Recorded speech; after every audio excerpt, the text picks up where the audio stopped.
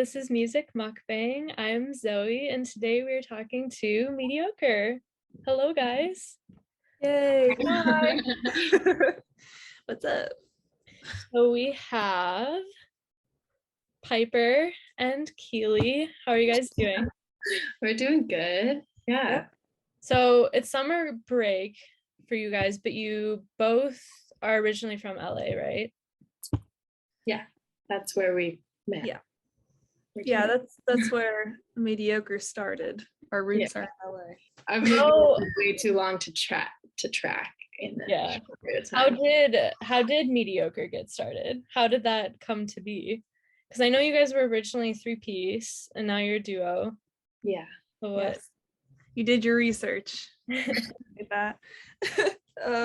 Yeah, we started in sophomore year of high school, but we had just been friends hanging out and enjoying similar types of music beforehand. So I guess just at one point we were like, why not just, mess around and attach some instruments to this hangout session. So that's kind of how it started, I think. Did you guys go into it like knowing how to play your respective instruments, or did you kind of learn as you were going? I had just been basically started. I was like 6 months into learning guitar and kind of really learned and taught myself through playing with Keely and trying to prepare to play live.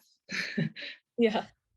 Yeah, I had taken some lessons for some bass lessons. I started off as the rhythm guitarist and then became the drummer, so I've kind of jumped around, but yeah, I kind of taught myself how to play guitar as I was jamming with the band as well, so we were just kind of feeling it out as we went along.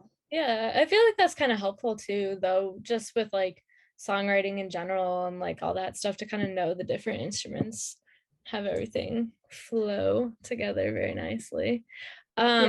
You guys mentioned, well, I guess Piper, you graduated college, right?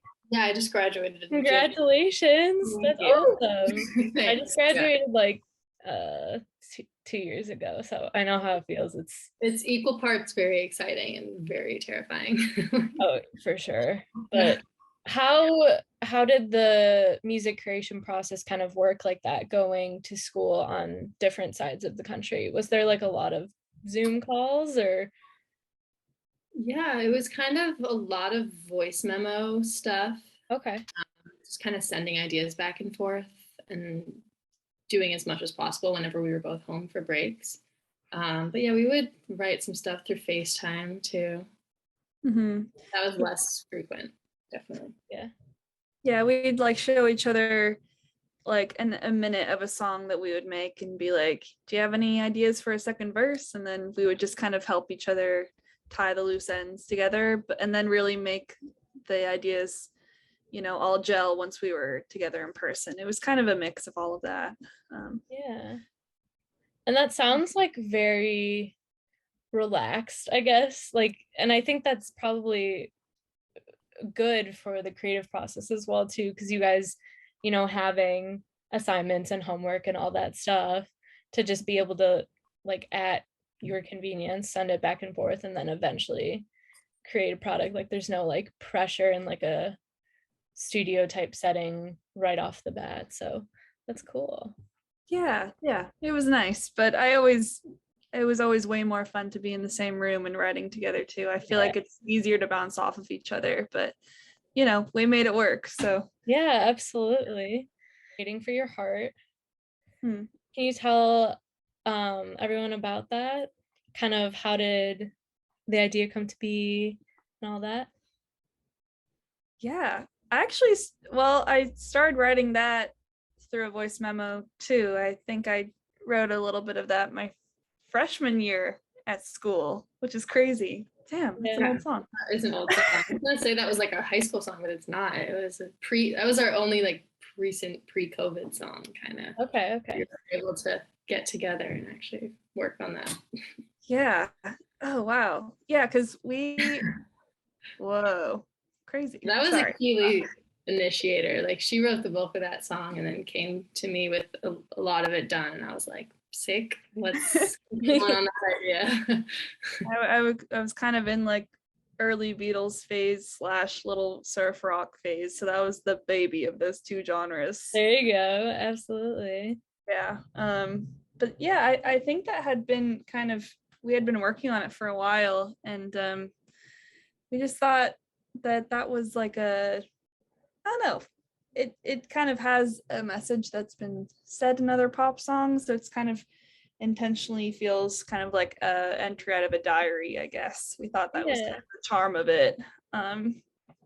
Yeah, a little self-deprecation, but sprinkled with some pop and some power pop vibes in there. some jumpiness. Yeah. The best type of song. Absolutely. Yeah. So you guys are signed with Dangerbird Records. How did you guys kind of start working with them? How did you guys find each other, I guess? Yeah, it was after we released our EP in 2020 in that summer. Keely just got a text out of nowhere and was like, "Hey, I'm from Dangerbird and we listened to your song. We really like your EP and really liked it." So it really kind of just fell into our laps and worked out really well. So that was great. I love stories like that. We just had an interview with someone last week, and he was like, yeah, I just woke up one morning and like the song had like, however many streams on TikTok, however many plays, and like that's so cool when it just kind of happens spontaneously like that. Yeah, yeah. It was a really, I mean, it was completely unexpected, but it made me feel really happy that someone had heard our EP and really like, I don't know, because I when we released it, it had been a very long process of producing that and getting it out. So yeah, I think it was more of a feeling of relief to like get it out there and just be done with that project and be able to move on. right. But I was, we were both really proud of it. But it was cool to have someone like, seems like they took time to listen to the songs and to actually feel like it resonated with someone was really nice. Yeah, someone was looking out Yeah. for it. All it takes is one person. That's what they want. Exactly, right? Yeah. What would be something that you really do enjoy about being with a record label?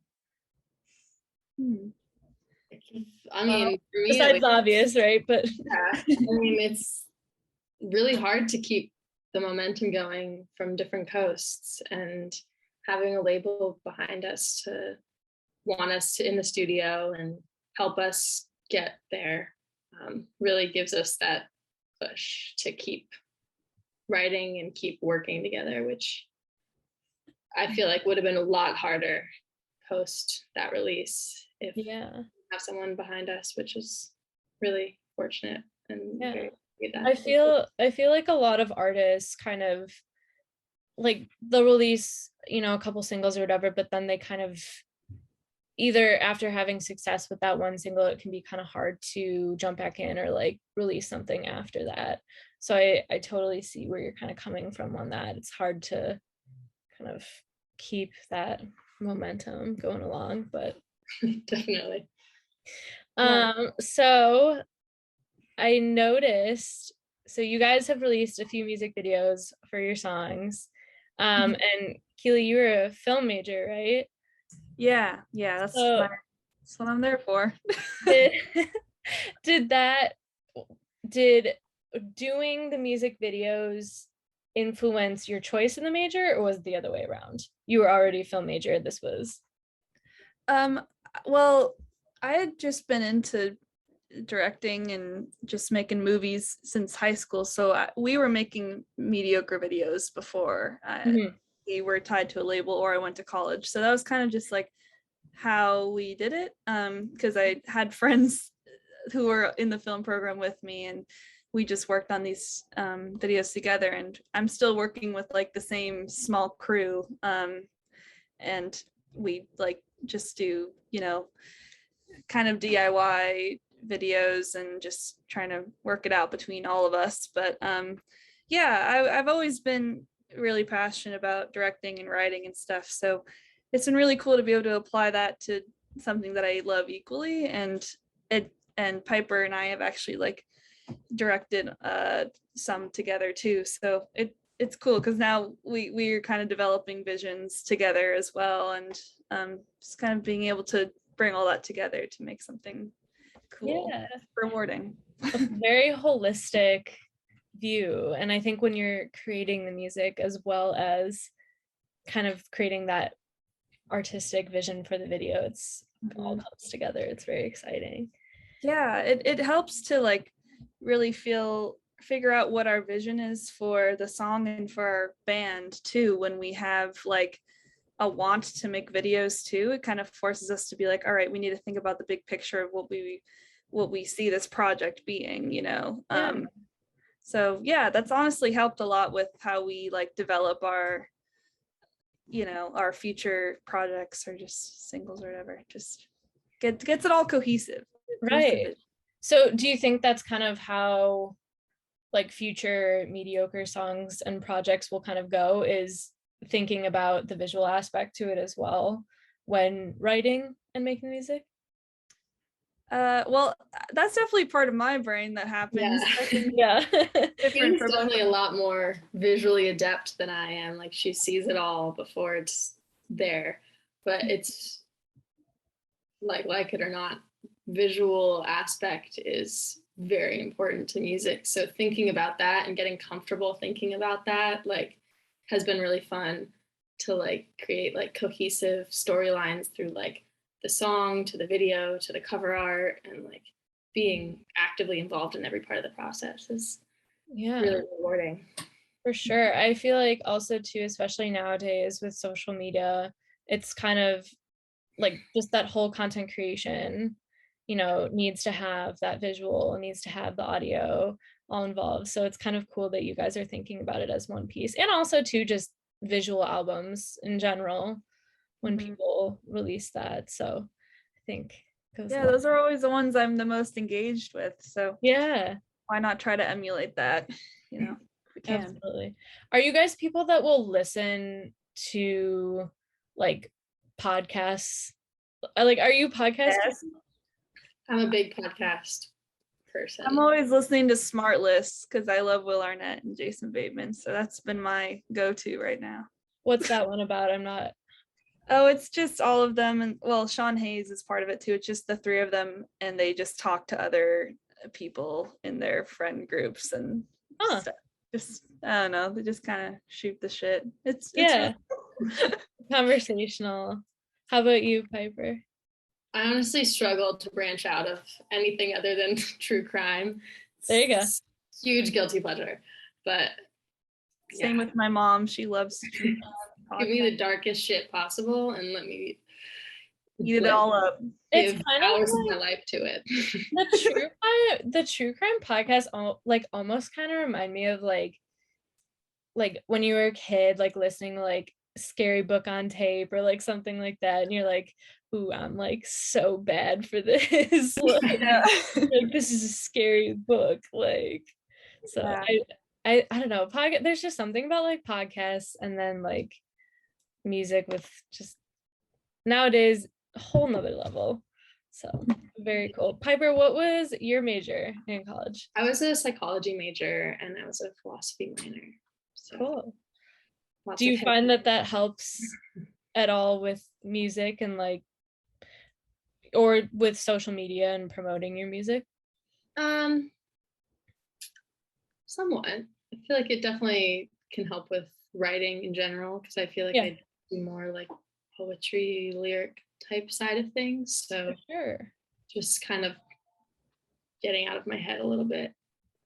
It's all there, but not necessarily the whole. Yeah, not as strategic with it. Exactly. I'm not very strategic about that choice by any means. I was an advertising major, and so my mom worked at an ad agency for the longest time. That was my mom worked at an ad agency for the longest time, and we were always like, why are you obsessed with watching the commercials? That's usually the part. Noticed in your music videos and just kind of in your songs and stuff, there's a lot of stylistic references to the past, including like instruments that you use and stuff. So if you could go back in time to a different like time period, which one would you choose? and why? Good question. That's a thinker. Yeah, take your time. You mean like as musicians? Yeah.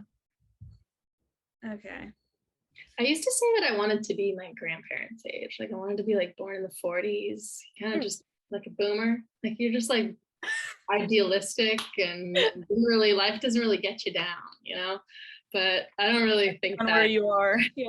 Now I'd rather be like born in like the 70s, really. Okay. Be Yeah. like my 20s and the 90s. Mhm, To experience that whole scene of music and ingratiate myself in that era more so than just looking back. Yeah, for sure. Yeah, my parents were recently talking about how the 90s, there was a period where everything was just kind of chill, but nothing insane had happened for a few years. I mean, that's relative as well, but in their perspective, it was a pretty chill time. Yeah. Pre 9/11. Yeah, because that, drastically changed everything. So I think that also, I mean, in terms of like pop culture and music, I've always been a fan of like music and movies made in that time. So Mhm. I guess without thinking for hours about it, I would say that period would be pretty cool. You're gonna hang up off this call and you'll be like, You'd be like in my Like, bed, keep me up at "Oh." night. You're like, I should have chose the 60s. Like, Yeah. Really, yeah, that used to be my thing. I was like, I want to be in the 60s. And I'm like, I do not want to be in the 60s. Like, let's be Yeah. honest here. Like, they have cute dresses, but everything else was pretty right. everyone that didn't look like us here. Yeah. So Absolutely.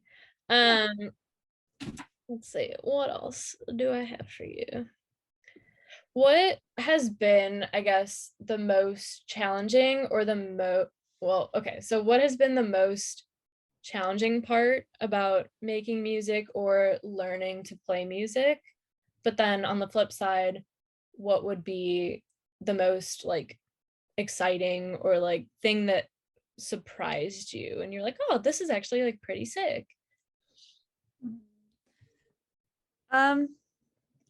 well, I think that a big learning part of this whole experience has just been like learning how to collaborate with like another person who has a completely different, we have different ways of thinking, but also Yeah. we have very similar ways of thinking about certain things. So I think like being able to just like, I mean, conveniently Piper is like my best friend, so There you go. Yeah. Works out. they're all right. I like them.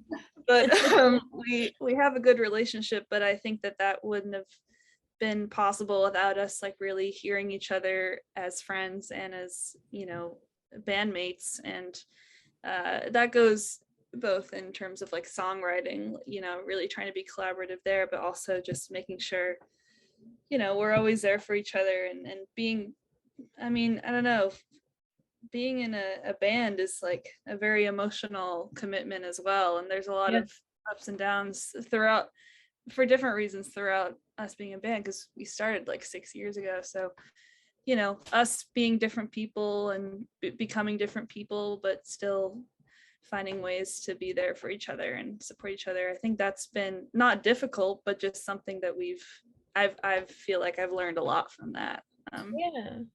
Absolutely. And I feel like that is a good point, that this is not just like, oh, we're just doing something for like a few days, like I'm never gonna see this person again.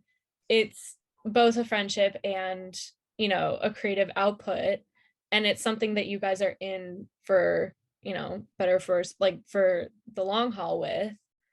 So you're right, it is very important that you guys are in touch with kind of what the vibe is, how everyone's feeling. So I totally get that.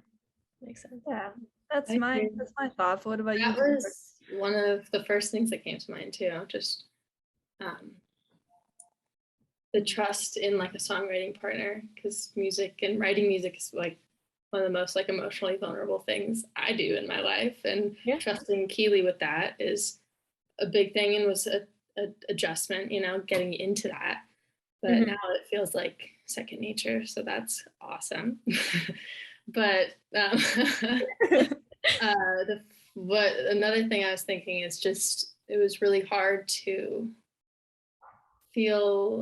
discover like myself in music. Like I feel like when we started out, I especially felt a lot of pressure of what I should sound like or what I should be writing or X, Y, and Z, whatever intrusive thought enter there. Right. But coming into our own and writing for us and hopefully other people like it rather than writing for what we think people want to hear is very.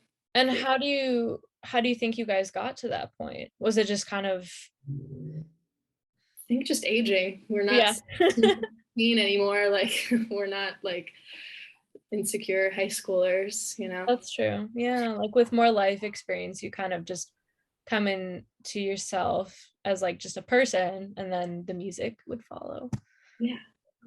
Yeah. It's pretty cool. Proud of us. Yeah, for real.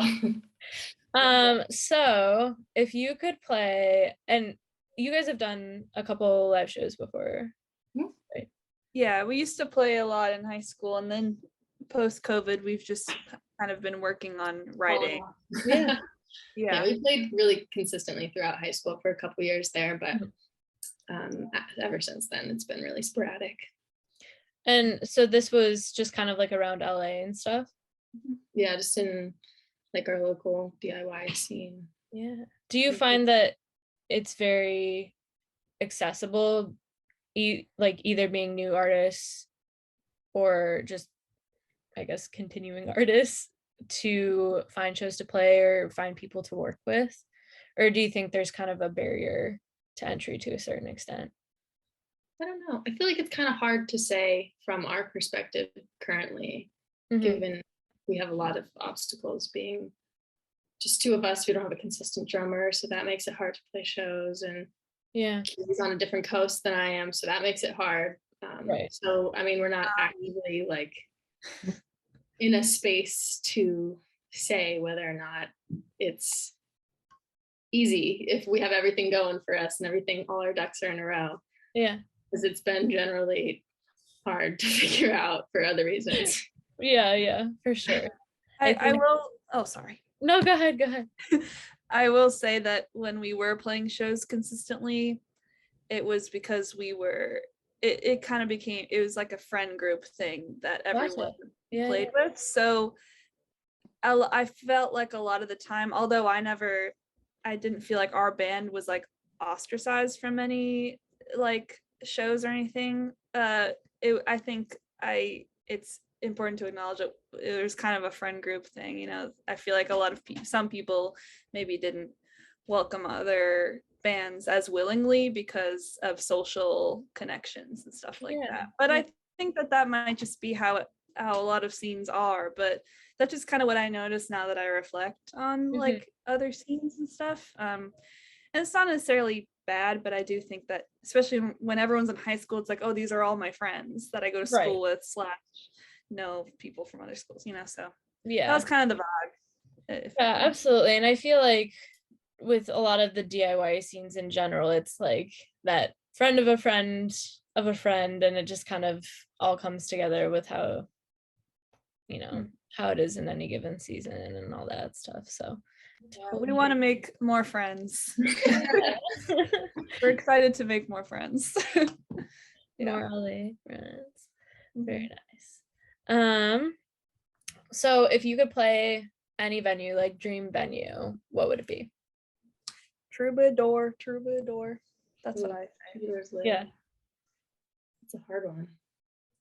That's always been my go-to, just because I always loved going there. But yeah, that was like I had a lot of amazing experiences at the Troubadour in high school. Do you remember the first person or the first artist that you saw there? I think the Districts. Okay. They're out of Philly. They're great. That was an amazing show.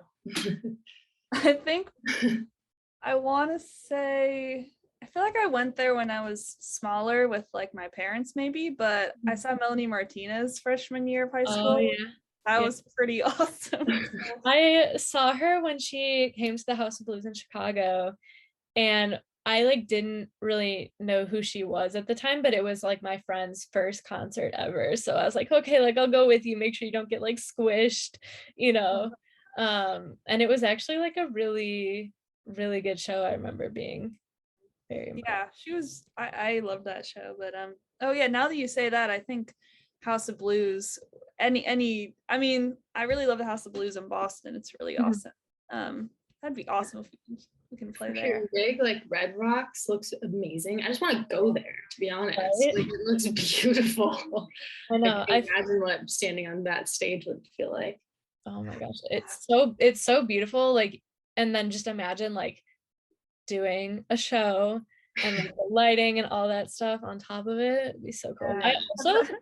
I also heard that they do like yoga there too, which I feel like would be so cool. I always get Okay. weird TikToks of people like working out there, like Yeah. walking up and down the stairs. And I'm like, Yeah.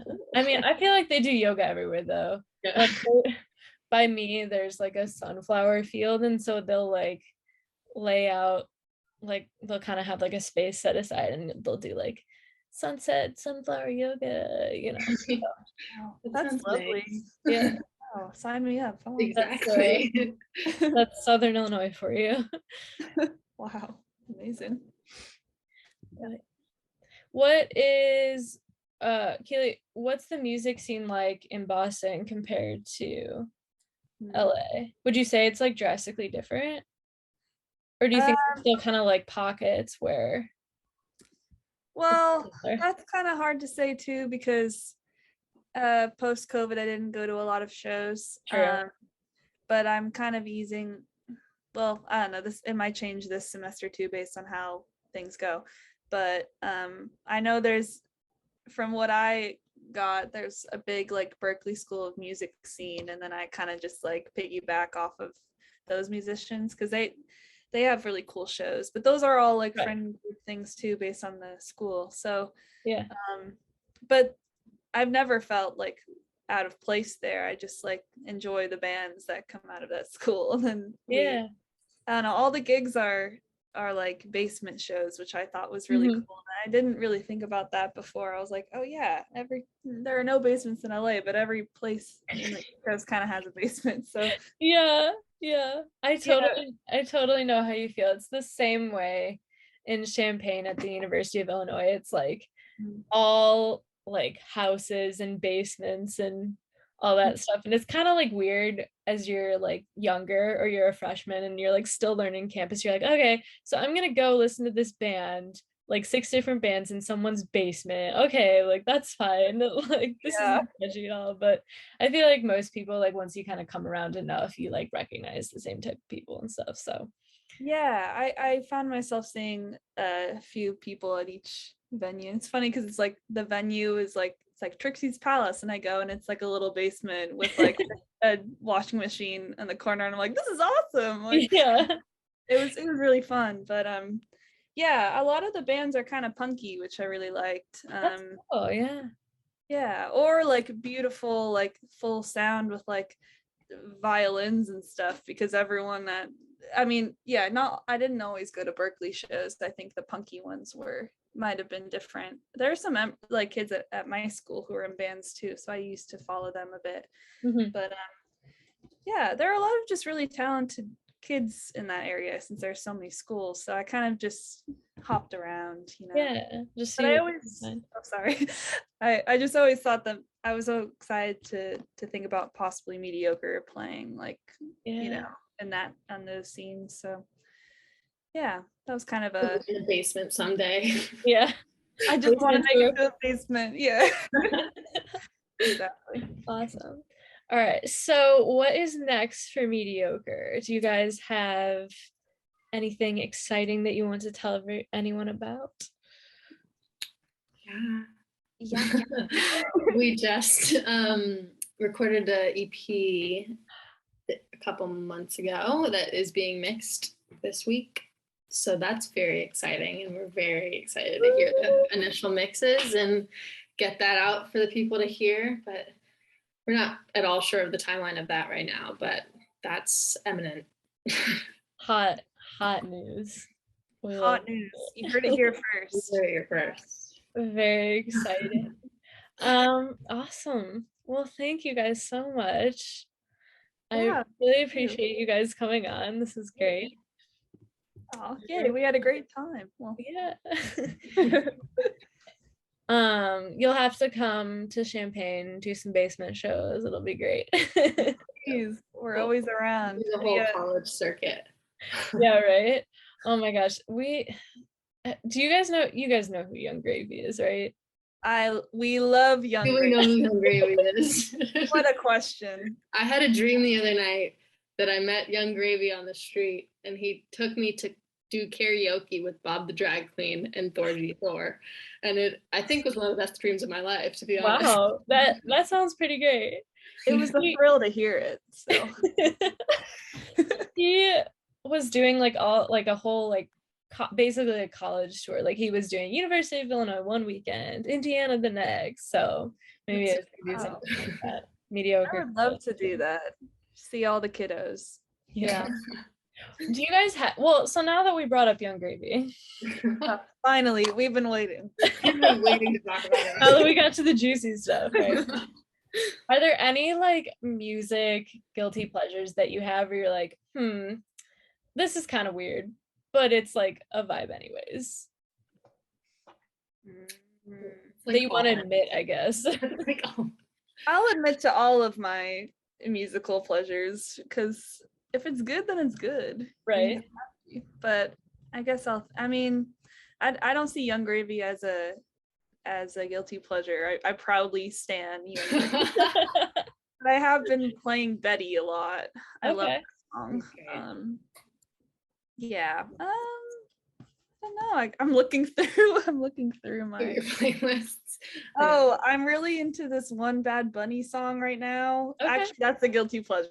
It's called Titi Me Pregunto. It's very good, and it makes me do that. So Throw shapes.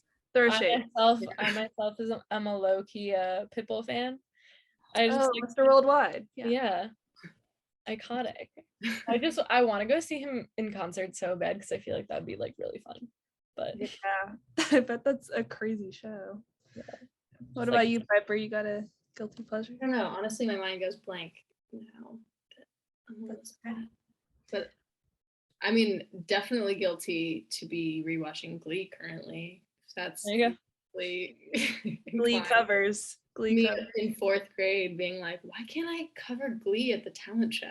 Like, yeah. I remember like that just set like Glee, and then just I don't know. I feel like seeing like so I played violin growing up, and just seeing like all the like cool orchestras like doing like super popular like music and stuff, and just being so frustrated why like none of my music teachers would be like I'm like, oh, I want to play like the Tron soundtrack on the violin, like why can't I do that? And they're like, because licensing. And I'm like, but like what if they just didn't know? Like, if you're Mr. Shu, you would let me. Yeah. Oh my god, I want to hear that. Right. Yeah, I hope you did that on your own time. That sounds awesome.